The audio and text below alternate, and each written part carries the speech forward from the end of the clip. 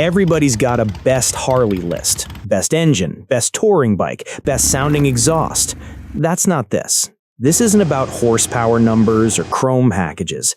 This is about impact. Because some motorcycles don't just sell well, they shift culture. They change how people build, how they ride, how they see themselves. And whether you love Harley or hate it, there are 10 machines that didn't just move metal, they moved identity. Let's start where it really began. Number 1. The Harley-Davidson Knucklehead. Before this motor, Harley was building solid bikes, but the Knucklehead is where things got serious. Overhead valves, 61 cubic inches, a brand new look. And that look, those rocker covers, they became the blueprint. Every big twin after it, Panhead, Shovelhead, Evo, all trace back here. But it wasn't just engineering. The Knucklehead came out during the Great Depression. It wasn't practical. It wasn't safe. It was power when most people were struggling just to survive. And that kind of machine attracts a certain kind of rider. You can draw a straight line from this engine to the first real outlaw imagery. It wasn't polished. It wasn't corporate. It was mechanical rebellion. Without the Knucklehead, Harley might have survived, but it wouldn't have become myth. Number 2. The Harley-Davidson Panhead. Post-war America, soldiers come home. They've seen the world, they've seen chaos, and they're not interested in quiet suburban life. The Panhead arrives with hydraulic lifters and aluminum heads, smoother, more reliable, more advanced. But culturally, this is where Harley stops being transportation and becomes statement. The Panhead era is where early chopper culture really begins to breathe. Guys strip fenders, cut frames, swap bars, not because it was trendy, because they didn't want to ride the same machine as everyone else. The Panhead powered the first wave of true customization. It wasn't about resale value, it was about separation. This is when Harley culture stopped being about the factory and started being about the garage. Number 3. The Harley-Davidson Shovelhead. Now we're in the 60s and things get loud. More displacement, more attitude, more chaos. The Shovelhead is the engine of the long bike era. This is where choppers stretch, forks get longer, frames get raked, sissy bars get tall. This motor powered the visual explosion of the 70s. It's the sound behind desert highways and anti-establishment culture. The Shovelhead wasn't perfect. It leaked, it vibrated, it demanded attention, but that imperfection made it real.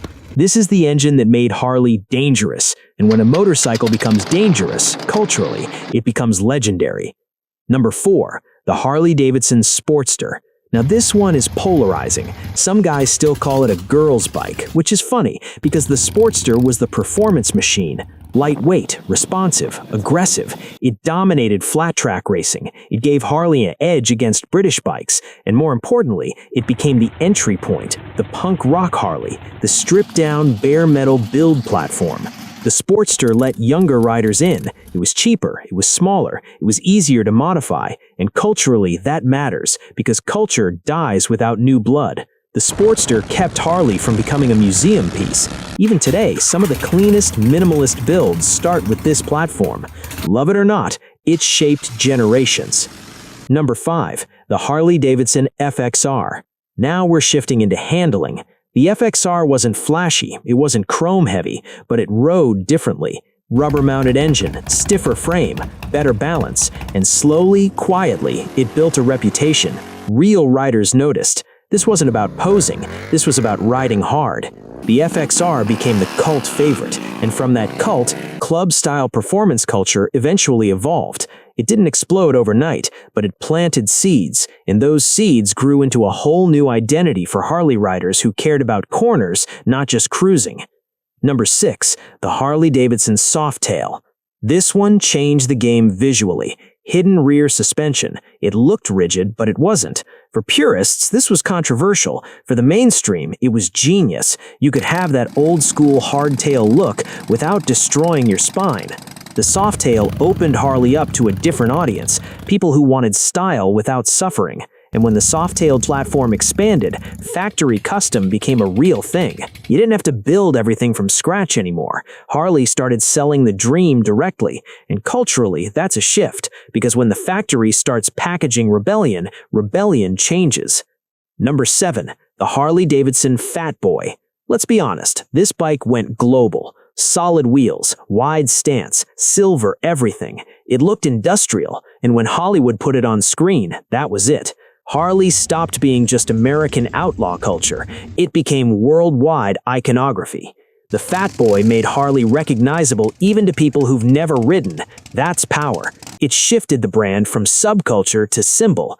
Some people think that's when things softened. Maybe, but culturally, it expanded the audience massively. And once a motorcycle becomes symbol, it's bigger than the machine itself.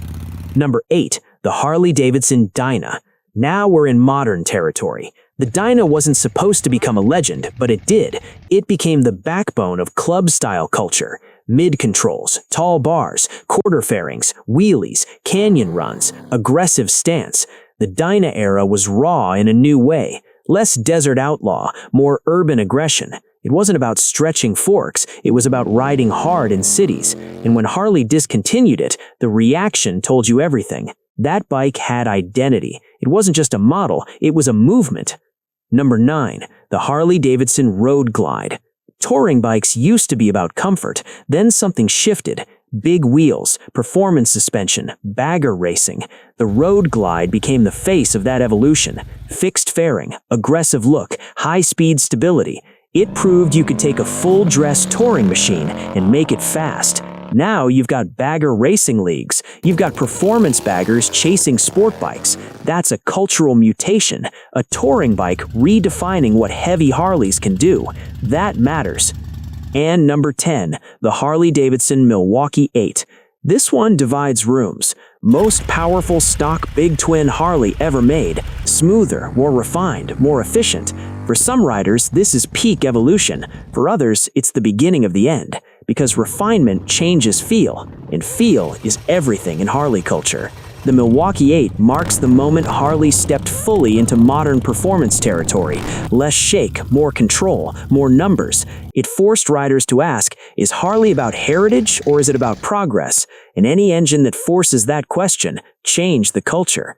Here's the thing. None of these bikes are perfect. Some leaked oil, some handled badly, some were controversial, some divided the community. But perfection doesn't change culture. Impact does.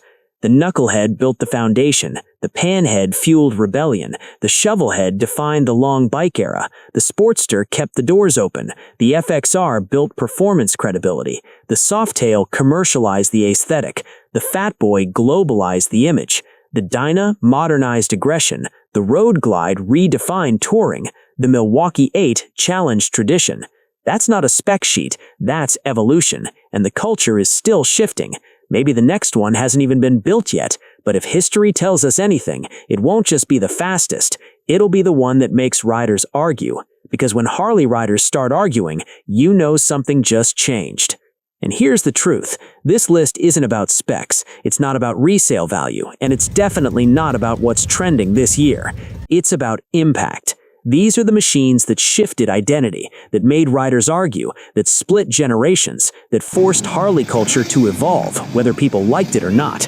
But here's the part that matters more than my list. What did I miss? What bike do you think changed the culture, not just the lineup? Was it the Evo era? Was it the twin cam? Was it something older, something raw? Or do you think the real cultural shift hasn't even happened yet? Drop it in the comments, and don't just name the bike. Tell me why it mattered. Because the real culture isn't decided by the factory, it's decided by the riders who refuse to let it die. I'll see you in the next one.